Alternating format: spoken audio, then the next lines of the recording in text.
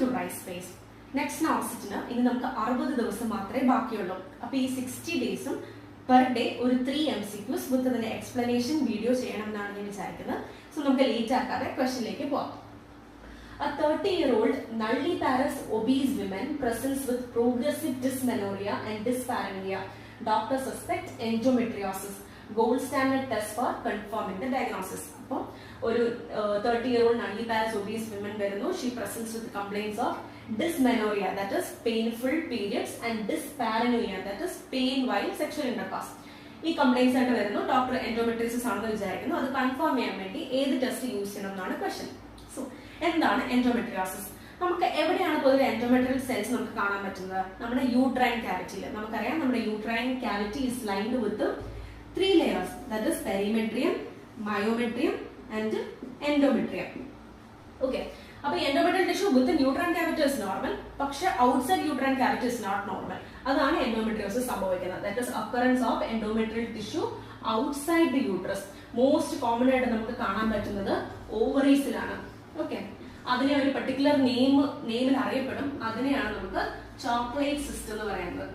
Okay, chocolate cyst. Chocolate cyst പറയാൻ കാരണം അത് നല്ല ചോക്ലേറ്റ് കളർ, ഐ മീൻ അത് നമ്മൾ ഒരു നല്ല ചോക്ലേറ്റ് കളറിലാണ് അത് ഇരിക്കുന്നത്. അത് because of the presence of hemosiderin. നമ്മുടെ RBC ആ ഒരു സിസ്റ്റിനകത്ത് RBC ബ്രേക്ക് ഡൗൺ ആയി അതിന്റെ ഒരു കളറാണ് ശരിക്കും പറഞ്ഞാൽ ഈ ഒരു ഓവറീസിന് കൊടുക്കുന്നത്. അപ്പൊ അതുകൊണ്ടാണ് അതിനെ ചോക്ലേറ്റ് സിസ്റ്റ് എന്നൊരു പേരിൽ അത് അറിയപ്പെടുന്നത്. എനിവേസ്, അത് കഴിഞ്ഞു പിന്നെ സെക്കൻഡ് മോസ്റ്റ് കോമൺ ആയിട്ട് കാണുന്നത് എവിടെയാണ്? പൗച്ച് ഓഫ് ഡഗ്ലസിലാണ്. പൗച്ച് ഓഫ് ഡഗ്ലസ് എന്ന് പറഞ്ഞാൽ നമ്മുടെ യൂട്രസിന്റെയും രക്തത്തിന്റെ ഇടയിൽ നമ്മുടെ പെരിട്ടോണിയൽ ലെയർ ഇങ്ങനെ ലൈൻ ചെയ്ത് പോകുന്നുണ്ടല്ലോ.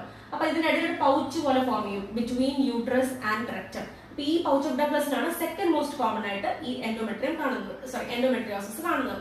ഈ എൻഡോമെട്രിയോസിസ് എന്ന് പറയുന്നത് നമ്മുടെ ബോഡിയിൽ എവിടെ വേണമെങ്കിലും വരാം. ഈവൻ ജിഐ ട്രാക്റ്റിൽ വരാം, ഓവറീസിൽ വരാം, ജിഐ ട്രാക്റ്റിൽ വരാം, വജൈനയിൽ വരാം, അങ്ങനെ പലയിടത്തും കാണാം. വരാത്ത ഒരു ഏരിയ ആണ് സ്പ്ലീൻ എന്ന് പറയുന്നത്. ഓക്കെ, അപ്പൊ അത് കഴിഞ്ഞു എന്താണ് ഇതിന്റെ കോസ്? ഇതിന്റെ cause it is related to increased estrogen level. ഇതേപോലെ തന്നെ ഇൻക്രീസ്ഡ് ഈസ്ട്രജൻ ലെവൽ കാരണം വരുന്ന ഒരു അസുഖമാണ് ഫൈബ്രോയിഡ്സ് എന്ന് പറയുന്നത്.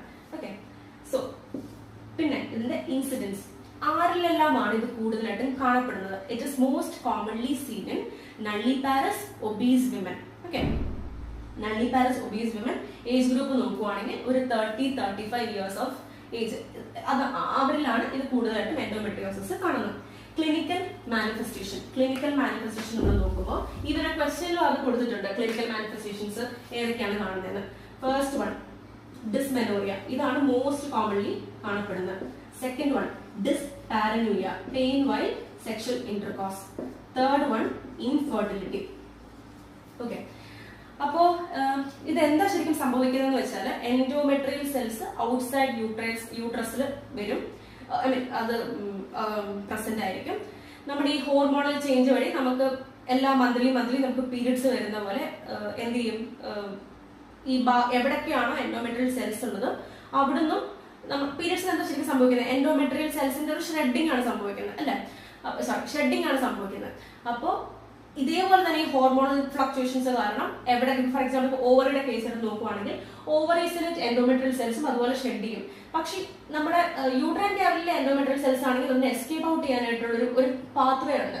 പക്ഷെ ഓവറീസിലും അതുപോലെ തന്നെ പൗച്ച് ഓഫ് ഡഗ്ലസിലും ഒക്കെ വരുന്ന ഈ എൻഡോമെട്രിയൽ സെൽസ് ഷെഡ് ഓഫ് ചെയ്യുമ്പോഴത്തേക്കും അതിന് പോകാനൊരു വഴിയില്ല. അപ്പൊ അതിന്റെ ഉള്ളിൽ തന്നെ അത് കിടന്നിങ്ങനെ അക്യുമുലേറ്റ് ആകും. അങ്ങനെയാണ് സത്യം പറഞ്ഞാൽ ഈ ഓവറീസ് ഒക്കെ നമ്മൾ നോക്കുവാണെന്നുണ്ടെങ്കിൽ അതിങ്ങനെ അക്യുമുലേറ്റ് ആയി ഒരു സിസ്റ്റ് പോലെ ഫോം ചെയ്യും. അതിനെയാണ് നമ്മൾ ചോക്ലേറ്റ് സിസ്റ്റ് എന്ന് പറയുന്നത്.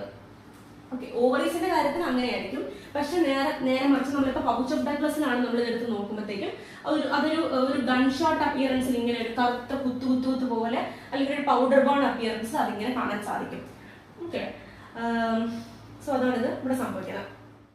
ഓക്കെ, അപ്പം ഈ സിസ്റ്റുകൾ മാത്രമല്ല, there are also chances of adhesions. അതായത് അവരിങ്ങനെ എന്താ പറയാ, നമ്മുടെ ഈ ക്യാവിറ്റീസ് അവരിങ്ങനെ ഒട്ടിപ്പിടിക്കുന്ന പോലത്തെ ഒരു ഫിനോമിനും കൂടെ നമുക്ക് ഈ എൻഡോമെട്രിയോസിസിൽ കാണാൻ സാധിക്കും.